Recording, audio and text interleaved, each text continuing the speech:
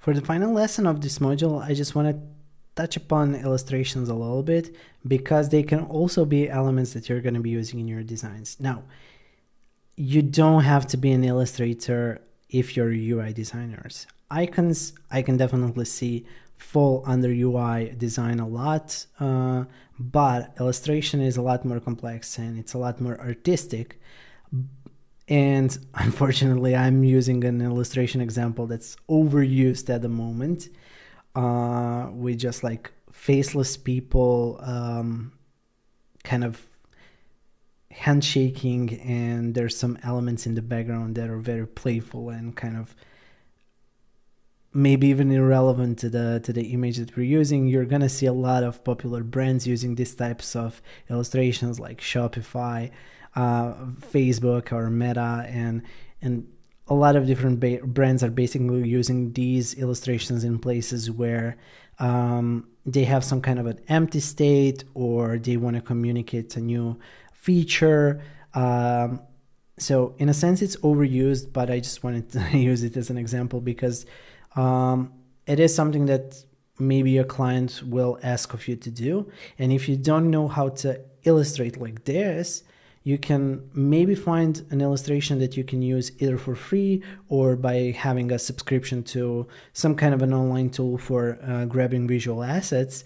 And then when you download this asset, you need to modify it to fit in with your brand. So let's say if instead of like blue and red, this company and this brand that we're working with is really known for a blue and green, and maybe it's not the same shade of blue, so like how are you going to do those adjustments? So I've placed in this illustration in Figma, and one great thing that Figma does is it basically showcases all of the colors that are used in a frame in here in the sidebar. So you can go into selection colors, expand this list. Unfortunately, the illustration that I picked has tons of different colors, but I think it's a realistic example, so I just want to go over it.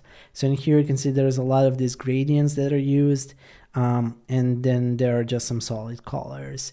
And what if we want to change the reds into greens? As I've said, like maybe you can create gradients that you're going to use, or you can just use solid colors and recolor this into something that's going to work with your brand, maybe something very desaturated like this.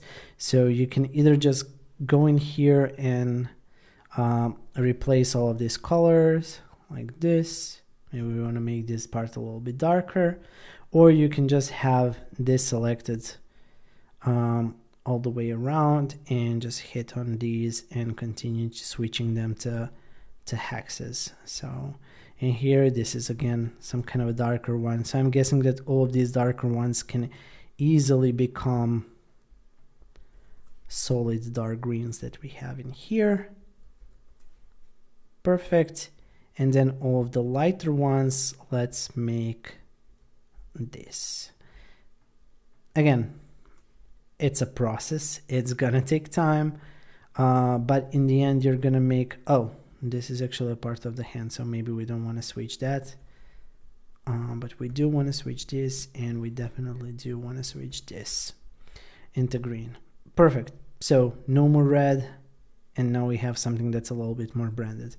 Again, if we go over all of these, you can switch them around and make them, just by using colors, work better with your brand. So that's a helpful tip on how to use illustrations that you've not personally created yourself.